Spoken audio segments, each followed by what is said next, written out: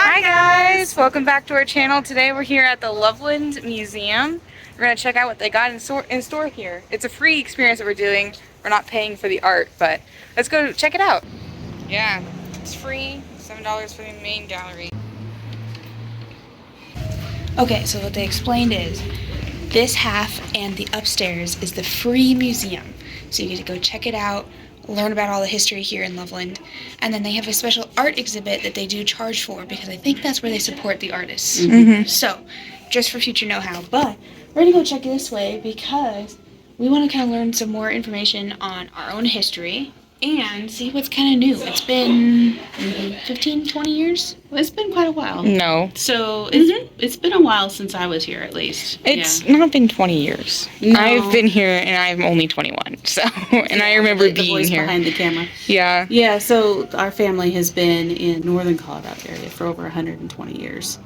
And so it's really cool to be able to come and learn some stuff because I think we're going to find some history about our family. And some of the things I remember from being a kid, maybe we'll get to see. Oh yeah, the Great Western Sugar Company. Yeah, so the Loveland factory won the pennant race that year, Great Western's most successful campaign for the standpoint of the factory. 1958. Yeah. Now, Mom, tell us about the family and the sugar factory.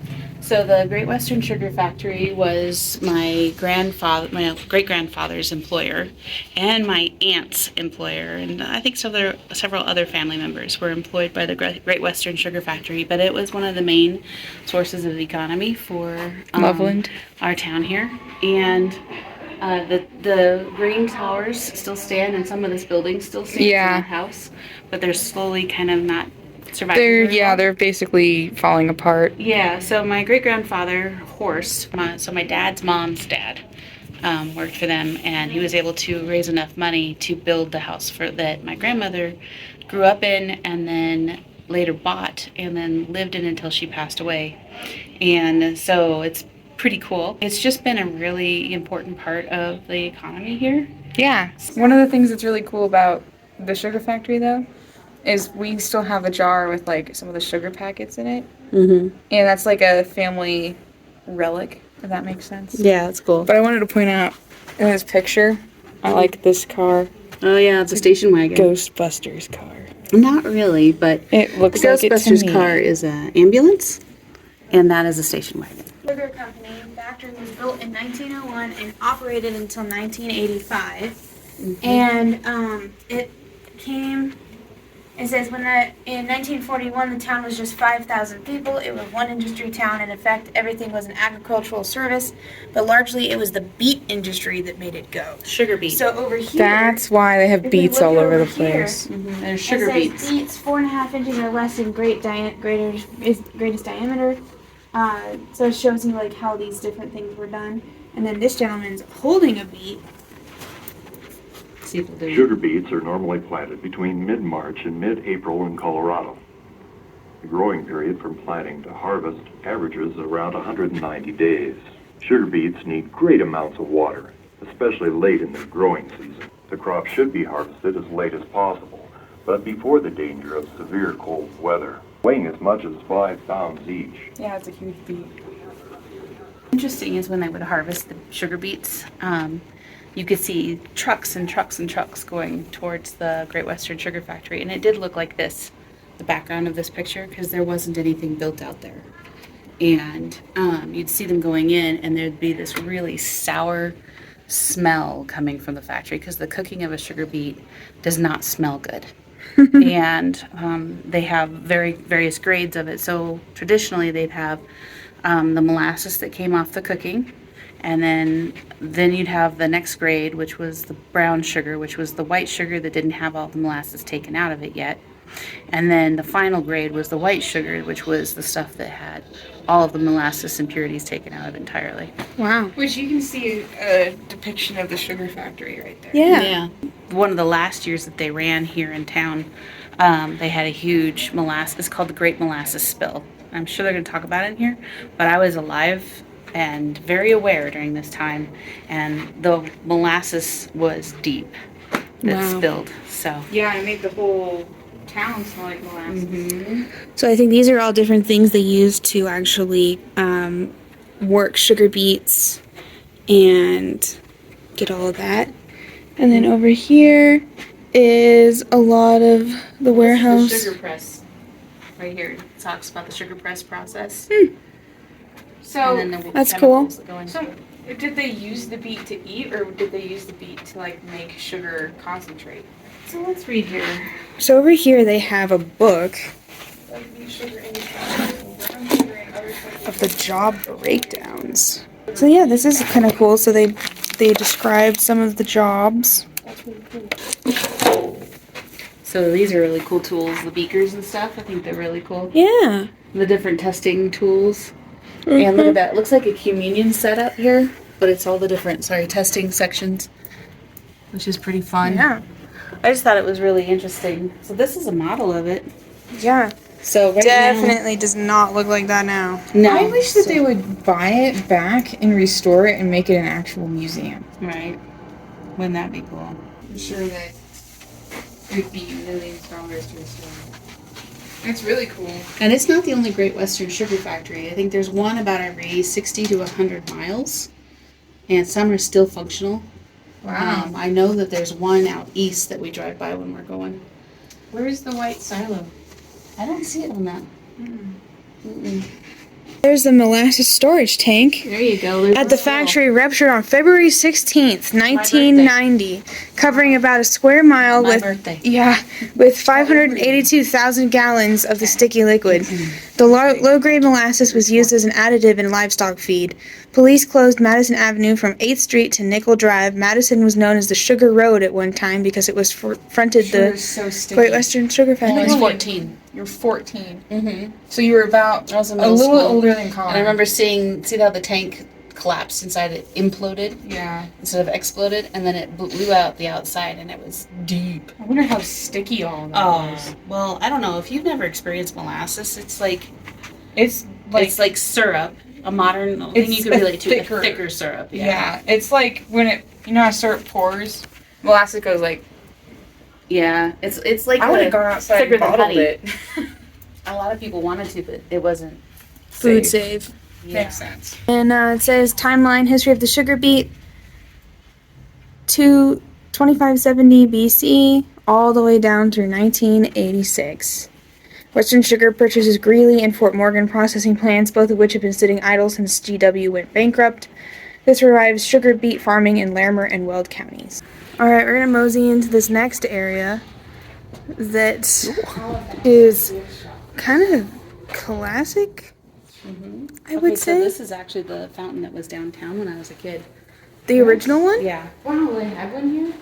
Yeah, it was literally down here Yeah, they still on Fourth and something. I can't remember. Wow. They still have some of these in some of the mountain towns that you can actually go drink water out of. Yeah, it was. They call it the Fountain of Youth. This one was the Whoa. water bottle. So people could drink. And then, Typewriters. there was a spigot lower. Genuine alabaster rock from the Rockies. Look at all these guys. So Loveland is very well known for its art. They actually have a lot of art festivals. We've mentioned it a few times in other videos we've done. But a lot of places do things with rock and gemstones from the local area. Yeah. Hey, I want you to do me some. Touch this stonework on here. This is because it feels soft. Yeah. It's different. Because It's it is. It's because it's weathered. I like It's just really old. Yeah, I like it. I was telling Sadie. Erected in 1932. Yeah, I remember that being downtown and being able to drink out of it until they took it out. Wow. Okay, so this is kind of cool. As we continue, see it shows more alabaster. It says it is a translucent, fine-grained variety of gypsum. It is soft enough to be scratched with a hard fingernail and is easily carved and polished, but is also easily broken, soiled, and weathered. The name alabaster is taken from Alabastian, a village in Egypt. Hey guys, so this is alabaster right here. You can scratch it with your fingernail, And then this one is a finished piece of alabaster. It's the same thing, but they're a little softer. Oh yeah, you can beautiful. feel the But yeah, it says prospectors opened a small roadside stand in 1936. The demand for their products increased, so in 1941, a new gift shop in the frame building was constructed on their front lawn near the road. That's really cool. And yeah, So pretty as a cool. seamstress, I want to show you something. Look at this outfit over here. Oh wow, recent acquisitions. Yeah. This is from Hat. Carol Lee Madison. Mm-hmm. This is so cute. That's her diploma from 1952. Wow, look at the detail on the embroidery. Yeah, and the beadworking. So the sleeves and everything. And the hat that matches. So a good hint to what we were talking about with Dad the other day is the Cherries. Loveland, Colorado cherry products. Mm-hmm. That's really cool. And look at this cool old-fashioned kids ride little scooter. Wow. It says cherry products are mile high grown for flavor. That's really cool. So it says Loveland this Museum. dress and these hats were made for Florence Hayden. She was the daughter of Ralph Hayden, a past postmaster of Drake, Colorado. She tragically fell to her death on Blue Mountain in the Big Thompson Canyon on June 27, 1930. Wow. The RSP cherry tin from Loveland, Colorado, donated to Loveland Museum's education collection by Cheryl Davis. And yeah. Interesting. This is Mario Medina's original house that they've moved in here. It's pretty cool. So it looks like they have a second floor, and where the hutch is, there's like a square cut out in the ceiling. Mm-hmm. I think that they had a ladder or something going up. Probably, huh? This place reminds me of the chicken coop we just did. The Right. chicken coop, yeah. Pretty Just cool. more vintage and manually made. Yeah. We didn't have to like get the stuff off the wood.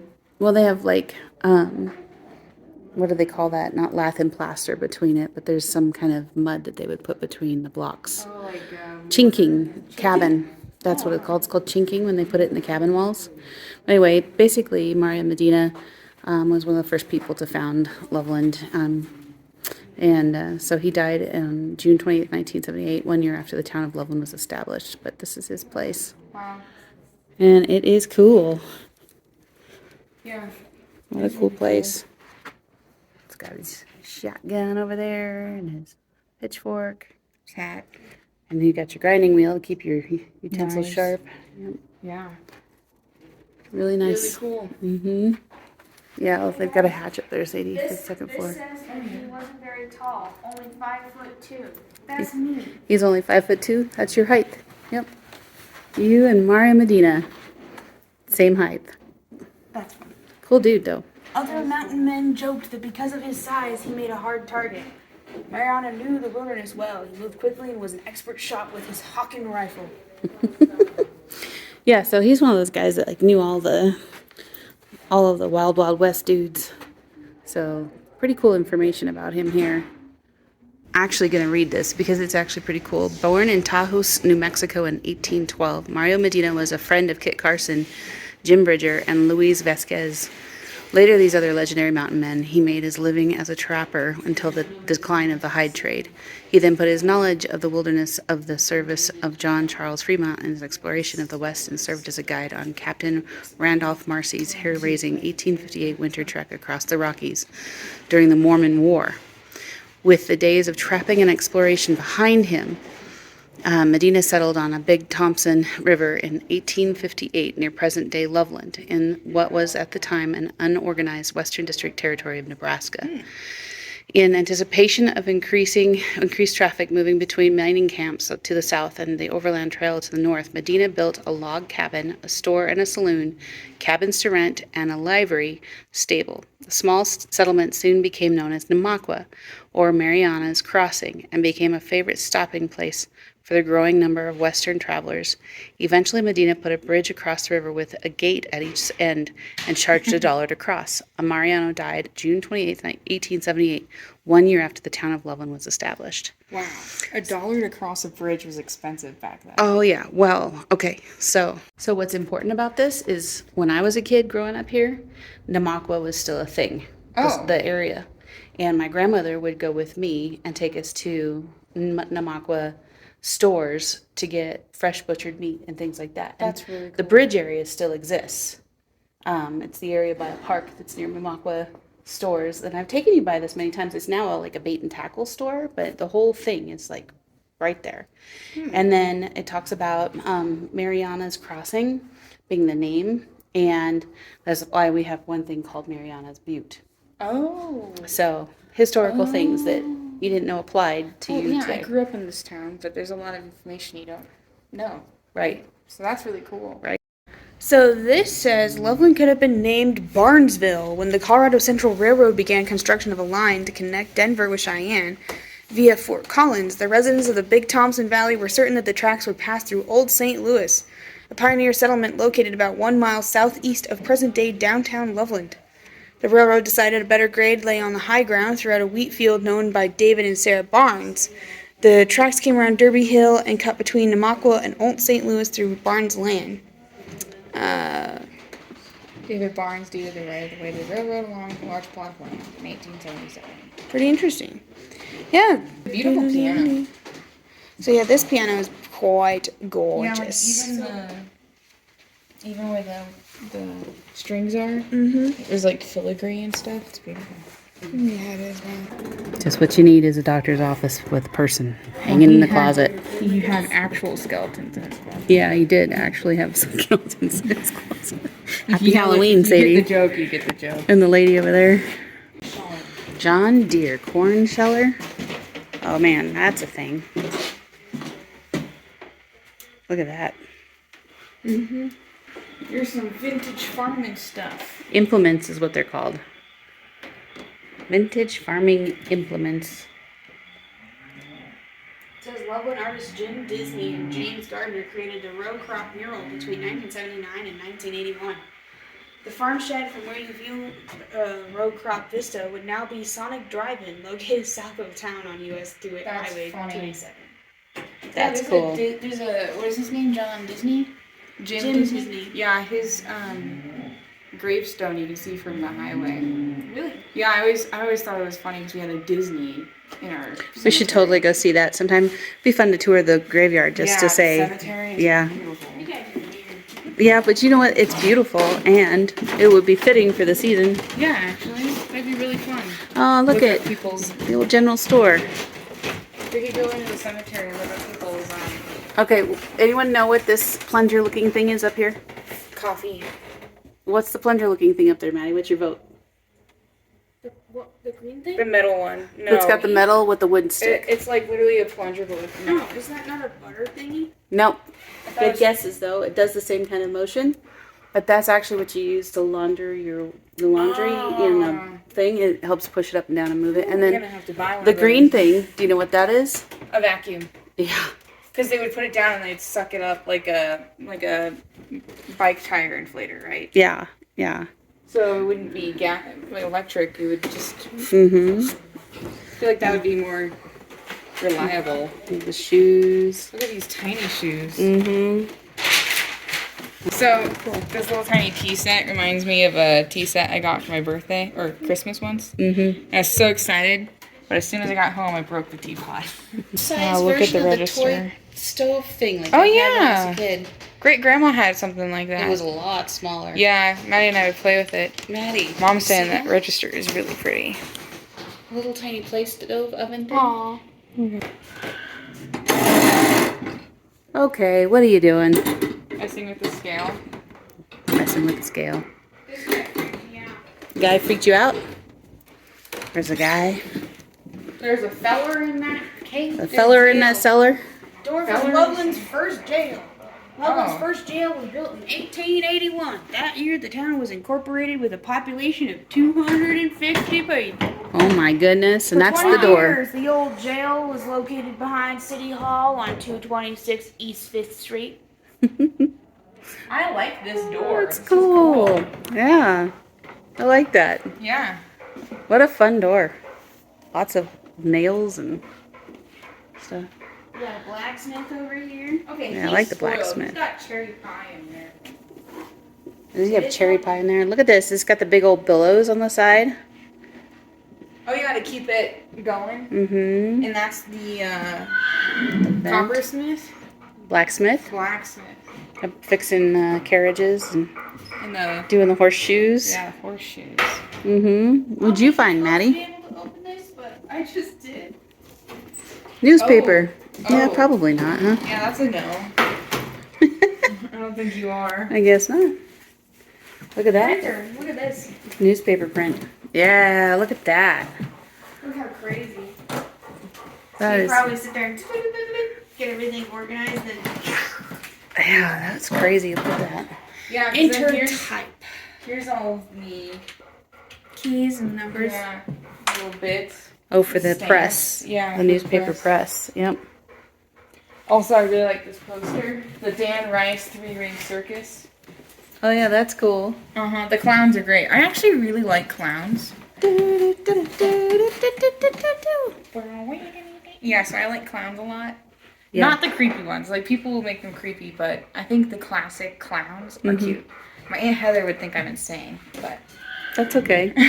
I think they're Let's go cute. see the next section, love. The Loveland House Hotel. Very cute, very cute. I like these radiators. I thought this looped around. Hello. A Loveland house. Look at that classic phone, that's cool. Right? Awesome. And Service. Service! Checking on. I like the lamp. I would take that lamp home. That's a cool lamp. That's a fine lamp. On 4th Street. These curtains are cool. Yeah. Wow. Go sit on the porch and enjoy that. Look at how tiny this place was, though. You went in, you checked in, you went upstairs, and went to sleep. Heck yeah, that's all you really need. A portrait of William Austin Hamilton Loveland. Oil canvas. It says soon after the construction in 1877 of the Colorado Central Railway line linking Denver and Cheyenne, the founder of Loveland, a small frame hotel named the Loveland House, was erected on the northeast corner of 4th Street and Railroad Avenue. Wow. Operated by Mrs. Harriet Hopkins. Wow. This is pretty. Mm-hmm. Yeah, it's I cool. like this mounted on off-axis. Right?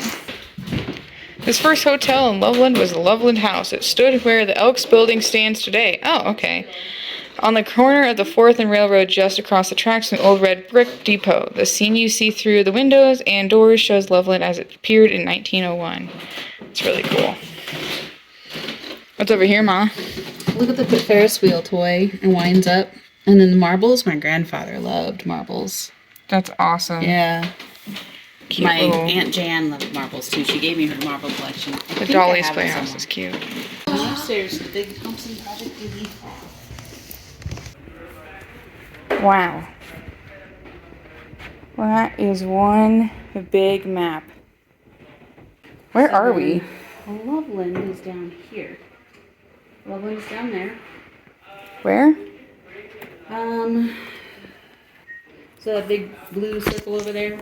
Yeah. That's us. Oh. Yeah. So that would mean Estes Park's like right in here, right there. Yeah. That's, yeah. And then that's the Trail Ridge Ridge Road. Road. Yeah, the big red line. No, that's the white caps. So Yeah, that's Trail Ridge. This is the top of her Trail Ridge Road. The line's marketing something else. We'll have to find the map. So Estes Park, and then it comes up over here. So Trail Ridge Road's kind of here. But then this is like Grand Lake area. All right, here you go. Now, Legend. Towns. Number 1, Fort Collins. Number 1. Oh, right there. Fort Collins. That's Fort Collins. The port is number 2. That's up there. So is Loveland not Bellevue marked? is number 3 up there. Up there. Loveland is number 5. Here. Oh wow, look, it's That right was there. right. Yeah, you were right, Mom. Mhm. That's Loveland. So when it says early ditch development here, Mm-hmm. it says between 1870 and 1901, the Big Thompson River Valley experienced dramatic growth in population, agricultural production, and water use. The first settlers owned most of the land along with the Big Thompson River. Irrigation of the land was necessary because the annual rainfall was not sufficient for most crops. Early irrigation ditches were short diversion canals dug out by hand or by horse and plowed to cover the floodplains and meadows skirting the riverbanks. This very first ditches are now gone. The first 2 ditches were recorded by Big Thompson Ditch, built by several neighbors together to irrigate their farms, and Mariano Medina's ditch, which we talked about, which watered his crops of beans, wheat, hay, and potatoes. Newcomers had to dig ditches to carry the water to land far away. Yeah, so Loveland is basically the lake right here. That's a man-made lake. And that's a water reservoir to hold water during the times we don't get rain. So the reason I brought this up is when you look west from Loveland and you look at the canyon, there's this white pipe that you see going up. Yeah. Okay, your great-great-grandpa Horst took his horse and buggies and pulled those pipes up the mountains to that. He helped build that part of the water system. Wow. And that's to bring water down to the Loveland Lake. It was irrigation. I don't know where that water came from or what it was doing or which reservoir it was doing or whatever, but It was doing something. he was doing something with it, and he worked with a whole team for that.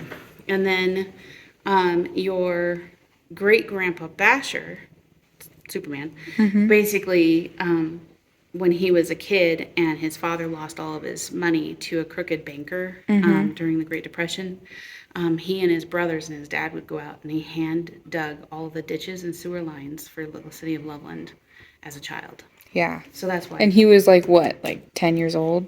8, 10. 8? Yeah. He was a hard-working feller. This is a very pretty view of... Mario Medina. Yeah. These are fun, these little, like, drapes. What's up here? The Loveland's called the Sweetheart City for the reasons of its name. Yeah. Loveland. Well, and there's a sign right there that says Sweetheart Town, USA. That's so cute. Look at all these little mailboxes too. Those are cool. Yeah, those are fun. Oh, yeah. Very cute, Mom. Miss Loveland Valentine. You're so cute. I have to be on my tippy toes for that. So one of the things they do here is they do these hearts every year where you can pay to put what you want to say on it, and they'll hang it around town. And all of the older ladies get together of the town and paint those so they can hang them. The Rotary Club and I think some other clubs get together and help paint those. Yeah. But then they also do the Loveland Valentine remailing program. So you really? mail your Valentines here, and then they stamp them, the Loveland Valentine stamp on it, so that it goes to your loved one with our stamp. And that's been a historical thing for years. They still do that? yeah, Wow. from here. That's awesome. What does this say? Oh, this is the remailing. Looks like people have written all over this. Wow. But this is, so they have a competition on the saying and a competition on the artwork. Wow. And so, This is adorable. That little float with the little oh my gosh, right? Well, let's see, they've got the... Wow. I love this apron. I want to sew that. Oh, So these are the stamps. So that when you did the remailing program, your letter would come and it would have a stamp on it, and they would stamp it with that seal next to Yeah. the stamp, and then it would go out in the regular mail. So did they have a new one every year? Every year, that's the competition, is the artwork and the saying. Wow. It's fun to be remembered on this very special day when Cupid's brand of Valentine's true words live. What? January 1983, headmaster of Kyoko Post Office in Hamaji, Japan, wrote to Ted and Mabel Thompson. You may be surprised to receive this letter, but I wonder if you probably heard about the campaign we've been doing in connection with the wonderful Valentine remailing program with the help of a lovely lady from your city. This lady, Martha Jones, introduced the Loveland stuff to Japan. Oh. And as a result, 2,000 letters were sent from Himeji, Japan to Loveland, Colorado. That's awesome. So no wonder you love Japan. Yeah. Right? Yeah, look at it's in Japanese and in Loveland and in English. Oh my gosh. That's so cool. Wow, look at all of that. Yeah, I grew up with this kind of artwork. Yeah, that's All the the artwork time. I love. Mm-hmm. Like her on the horse with the wings. That's so cute. Right? This is the kind of Valentine's I love. Yeah, so around January, start looking in the grocery stores here. They'll have a card that they make. But then there'll be the program where you can send your letters here to be stamped with the stamp. That's really And cool. then it's a specialty thing. I did not know that. Yeah, so it's these. Miss Loveland Valentine. In 1962, Ellery Hackenberg became the first Miss Loveland Valentine. She posed for publicity photographs in her Loveland High School cheerleading outfit and was featured in newspaper articles. The Miss Loveland Valentine competition continues today. A high school senior is chosen from a group nominated by the local high school students and teachers. Wow, that's really cool. Miss Loveland Valentines meets the governor, presents him with special gifts from Loveland, and an official Loveland Valentine card. She also makes a formal presentation to the Colorado State Senate. Wow. And then Cowboy Cupid. In 1952, the first Cowboy Cupid was a young boy named Jerry Gates. He appeared in publicity photographs wearing Chap's cowboy hat and bow and arrow. Wow. Cute. The young Cupids would cry, scream, and yell during the photograph sessions as well as during public appearances.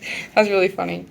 I want to sew this. That's really cute. Yeah, that is cute. So she would have this heart brand for the cattle, and that sash, and this little skirt, and those little pom-poms. Right. Look at this.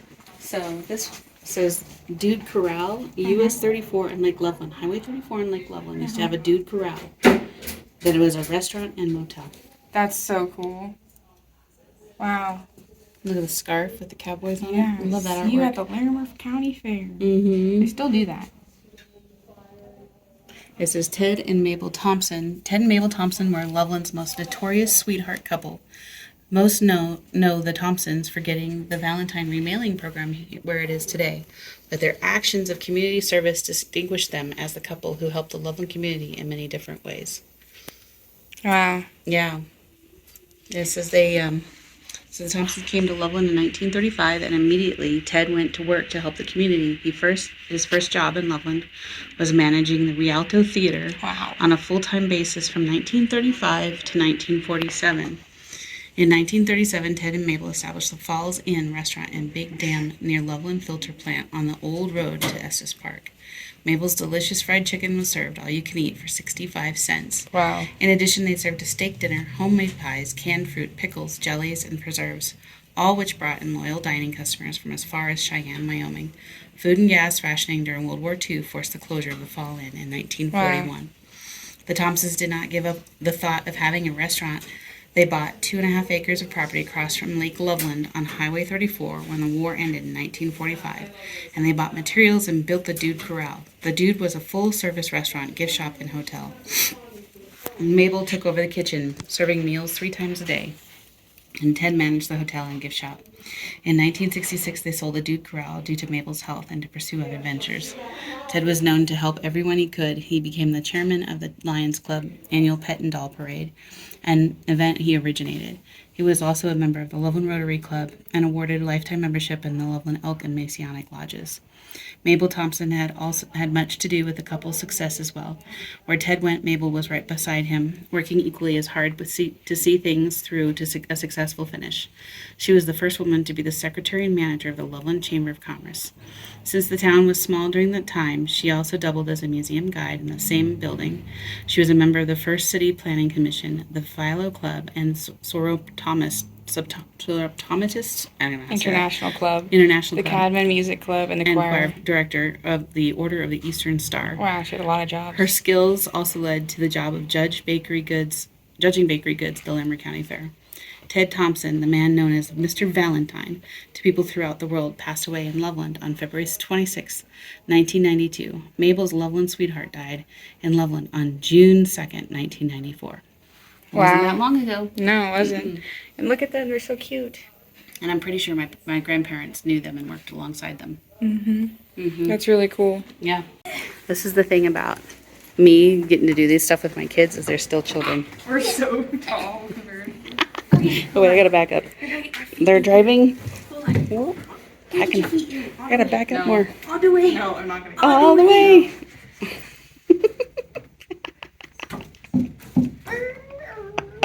I just love it. Okay.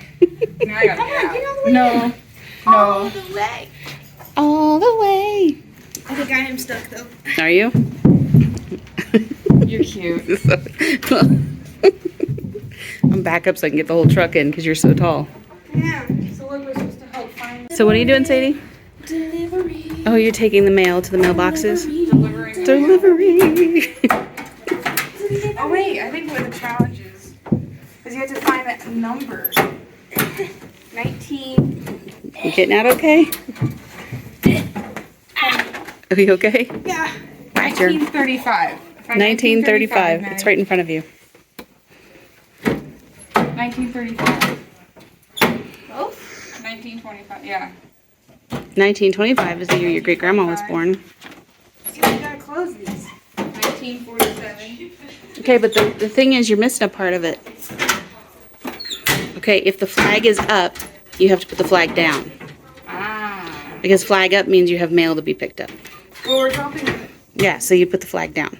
No, we put it up because we're dropping the mail off. No, at her the, house. the flag would represent to the mail carrier that there was mail to be picked up. In case they didn't have mail to pick up or deliver, I see. then they would stop. 1925. Oh, and it has the stamps on the back. Mm-hmm. 1995. Or 1895. 1895. 1890. 1890. We've officially learned a new skill set. We've delivered. We've delivered the mail. The town can rest at ease. Ready? Bah! Yeah, so we're pretending to send the mail so the next kids. People need to pick it up. Yeah, the kids can pick it up. Please, Papa. Says Valentine's greeting from Sweetheart Town, Loveland, Colorado. United States Post Office, Loveland, Colorado. Elevator. This is what the building looked like when I was a kid. It opens all ominously. Yeah, well, that's what the building looked like when I was a kid. There's a basement. Should we pretend? No. I mean, is that where the rest of it goes? It's just gonna stop on one first, though, Maddie, so that's gonna be awkward. You are related to your daddy, I love it.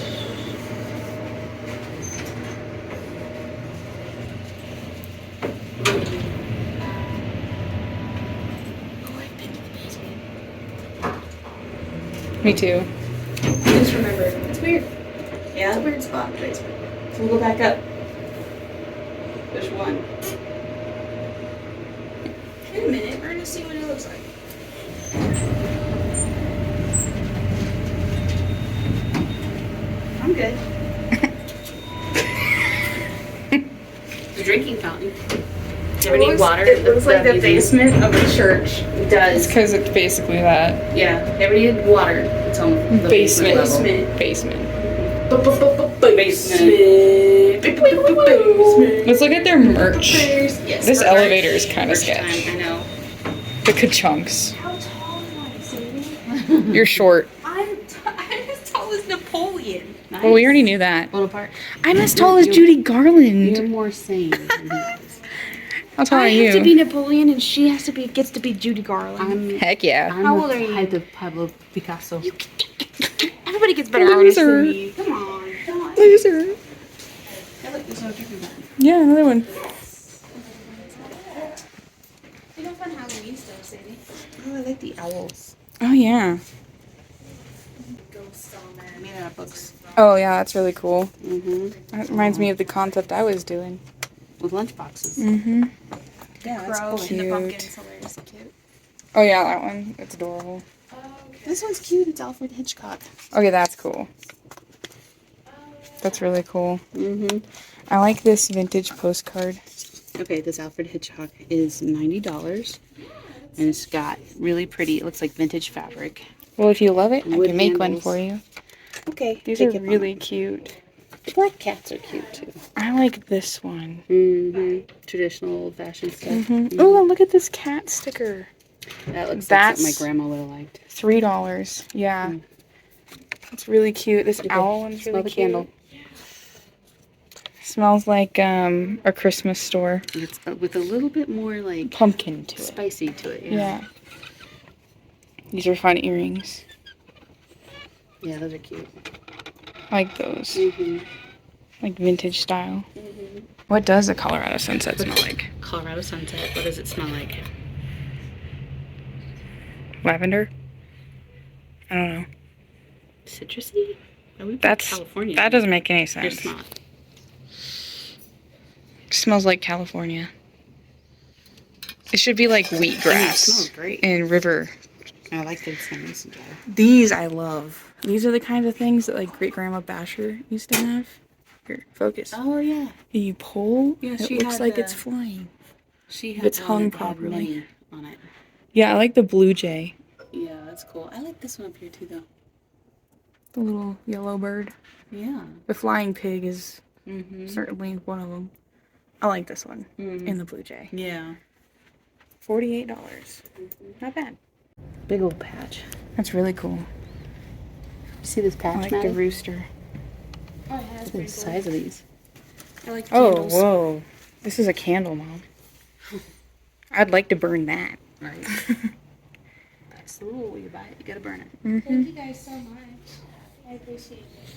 Stickers and patches. Mm-hmm. Oh, I do have a Loveland Museum sticker. That's fun. Okay, Maddie. $4. That is cool. Surprise balls. Surprise balls. Sounds like a you thing. I like this bear. Mm-hmm. This sticker is also cute. Here, wait. Right. That one. That one's so cute. Be my Valentine. Mm-hmm. $4. Mm-hmm. I'd rather get that one for $4. Mm-hmm. These look like the stickers I would have had in the 80s. That's cool. Mm-hmm. Yeah, I like those. I don't know if what happened to my sticker collection. It just gone. That's cute too. Yeah. I'll get this Did you get sticker. a sticker? Yeah. Here's my cute sister. Oh. I got the sticker. Yeah. She got a cute sticker. Yeah, it is cute. Yeah, I wish they had more Valentine's stuff. Right? Especially with all the cute stuff they have upstairs. Why wouldn't they have more? Not the time of the year. It is Halloween. I don't Let my agree. cats I don't agree, because if you're called the Sweetheart City, I would just do Valentine's stuff all the time. out. Right? But I'm glad that they had at least this sticker. Right? It's cute. Yeah. So, yeah. That was fun. Yeah, let's finish. Dinosaur. Okay. So that's it for our time here at the museum. It was tons of fun. Yeah. Got to see and learn a lot of new stuff that I didn't know before. And I got a cool sticker. You guys have any?